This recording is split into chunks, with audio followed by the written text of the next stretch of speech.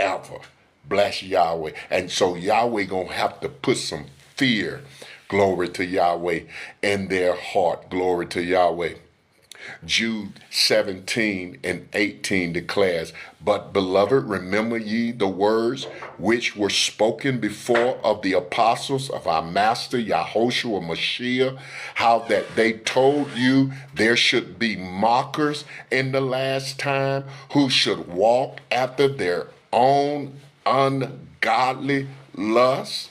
2 Peter chapter 3, verses 3 through 4. Before I read, I want to say this. Our world is full of scoffers and mockers. They ridicule. They laugh at you.